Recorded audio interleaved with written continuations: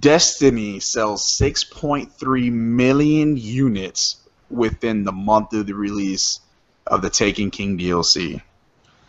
Dang. Wow. Yeah. For that is hands down has to be said the best new IP as in sales for a new IP. That is pretty good. I hear so many mixed things about this game. I surprisingly looked at it and I had almost 60 hours in it, which I didn't even know I had that much in it because I really didn't care for it. I don't care for grinding. So I was really surprised when it said it had done that well. Good for them. Bungie, I think, was a very good developer. I think they got in bed with the wrong people. They wanted to be free, and now they are stuck for like 10 years or something like that. And now they're going to be known as Destiny, and that's it. Destiny seems to have a very strong following. The people who are playing it seem to be very addicted to it. So they did something right in that sense for those people that like to grind.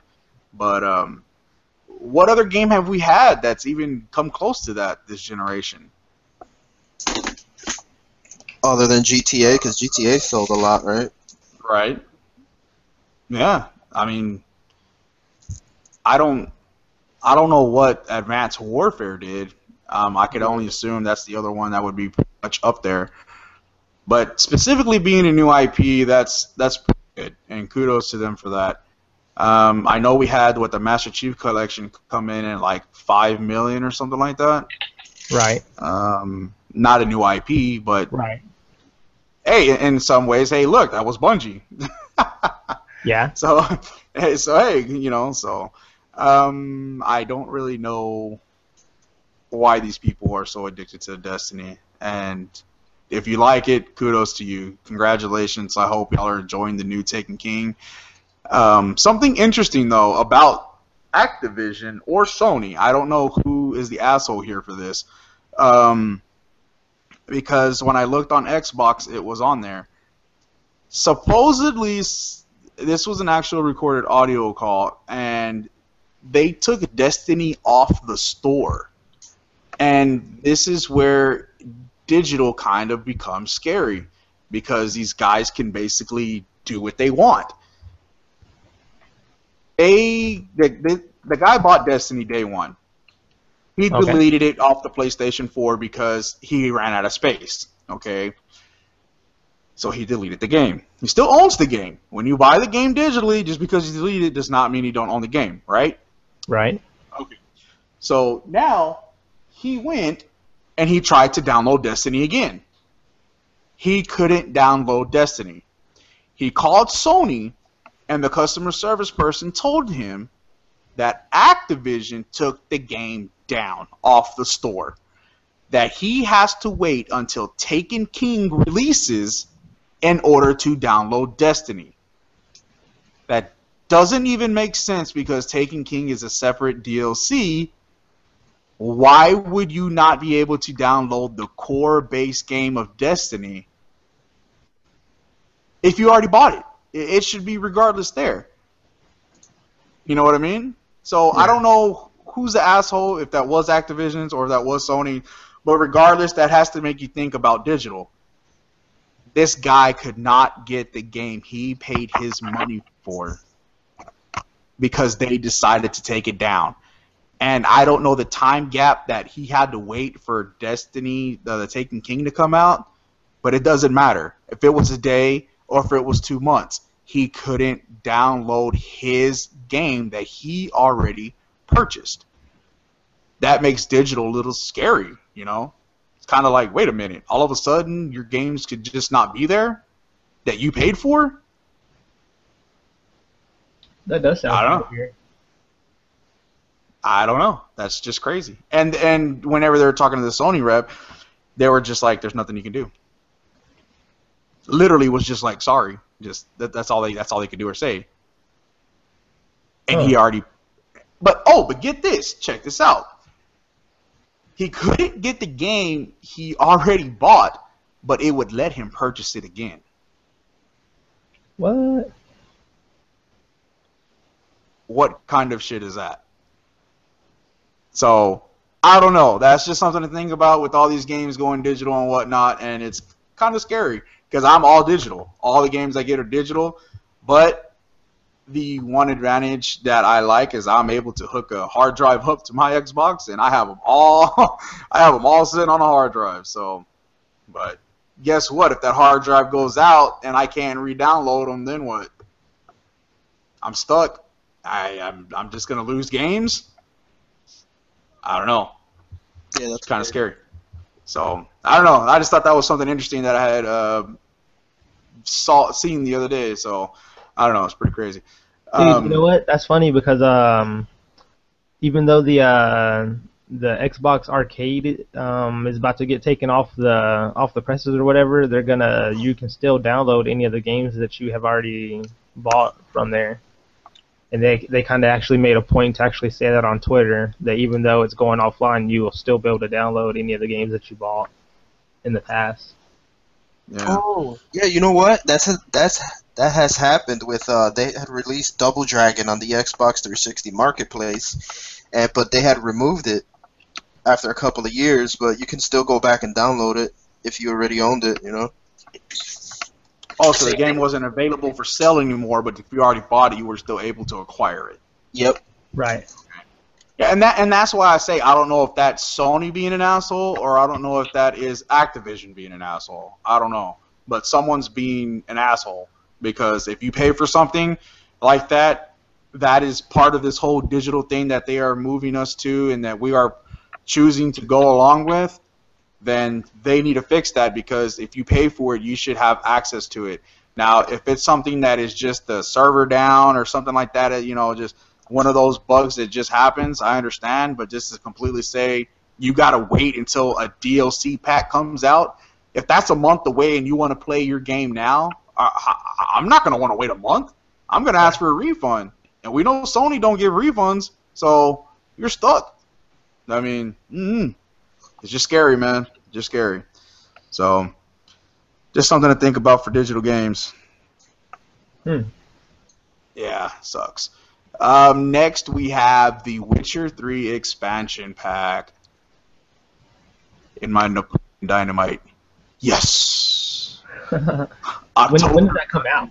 October 13th. A month away. I cannot freaking wait. October 13th. How much is it going to be? You can get the expansion pass, which comes with both DLCs for $25. Okay. Oh wow, that's pretty good actually. Well, this is where it gets even better because this is part of them being great devs and not just screwing people over with this common DLC that we are being played with, and that is just ridiculous. For $25. And you can buy it separate, actually. You can buy the first one that's coming out for $9.99, $10. All right. Mm-hmm. So the first expansion is a 10-hour minimum game. They're saying stories about 10 hours. That already beats a lot of full games that release. Okay. Right. Especially so $10. You said what? Especially recently. Right. So you're getting a 10-hour story from the first one, or 10 hours worth of gameplay in the first expansion, and then the second expansion that is supposed to come out sometime before April 2016 is supposed to be 20 hours. Dang. So you are getting 30 hours of expansion gameplay to one of the best games out this generation that has already had so much content filled in it that Witcher 3 was not lackluster whatsoever, that you're talking 30 hours additional for $25. That is damn well DLC. That is well deserved, and I will be getting that day one. I just can't wait. I cannot wait for that. So it's coming out October 13th, and it is, also a reminder, Witcher has had 16 DLC packs that came out that, games like Evolve or Mortal Kombat would have charged you $100 for. They've already given 16 DLC packs out for free. This one is called Hearts of Stone, and it's coming out next month. And this is some of the info on it. It's going to be aimed for players that are level 30 plus. So you can still play it whenever you want, regardless of level. It's just aimed towards the people that have already beat the game, which is good. You'll just die. Right. Yeah, exactly. You'll just die. So that's pretty cool because you don't either A, you don't want to start over on an expansion, or B, you don't want to, you don't want to be a level 30 and feel like you're playing level 4 stuff. You know what I mean? Right. Yeah. So I think that's very good, and but you can play it whenever. Like you said, you'll just die.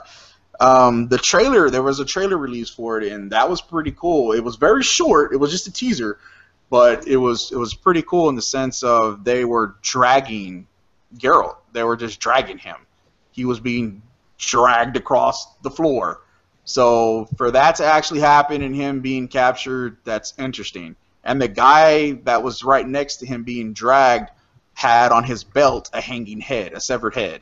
So that's like, okay. And then a little bit further into the teaser, the guy went and touched Geralt's face, and it lit up blue, like it some kind of possessed him or did some kind of something to his mind. So maybe. Oh yeah, I kind of remember seeing this. Yeah. So maybe it turned him bad. I don't know. I can't wait. So yeah, that's pretty cool. So there is a possibility of a physical standalone version of Gwent, and it's coming with a limited or collector's edition. I don't know, little collector's case that I want Catastrophe to buy me, and you must find it. It looks sick, and I'm going to actually try to get that. And if I get it, I will give away the Gwent cards because I don't want them. I just want the damn case. You saw that yesterday, right? Is that the first time you've seen it? What was yesterday? The teaser? No, the little case that you're talking about. No, I seen it the first day it was announced. Oh, okay. I was gonna say because you mentioned it to me like 3 times yesterday.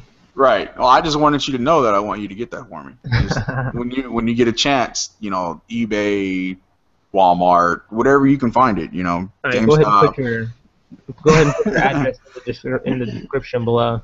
Oh, okay. P.O. Box, hell. It says, without getting into too many spoilers, it says the Hearts of Stone continues Geralt's story and where he and other characters end up at the end of Witcher 3. It says, no, the story told in Hearts of Stone is pretty much standalone from the events that took place in Wild Hunt, so even players who have not finished the game can play. So it says, it has a question, is Hearts of Stone providing only one major narrative, or have new side quests, Witcher contracts, and other missions been included as well? Can we give any example? This says Heart of Stone consists of all things packed together to give you 10 hours of new adventures. However, I'm pretty sure that we're being a bit conservative with that number. Remember the 100 hours needed to complete everything in Wild Hunt? Shit. I'm at like 144 hours, and I haven't nowhere near completed everything. And I know Jason, he's like at 400 hours almost 400 hours in the game. So yeah, if they're saying 100 hours was needed to complete everything in Wild Hunt, and that's like a 300-hour game, I mean, think of what that 10 hours could be. So like I said, that's a 10-hour minimum. You know what I mean? That 20 hours for that second expansion is a 20-hour minimum. So that is a lot of content for an expansion, and And it says you'll be able to have a lot more fun than that. In a nutshell, Hearts of Stone features one major narrative that branches out to give gamers alternative ways to completing it, adds a few side quests, random encounters, and monster hunts. So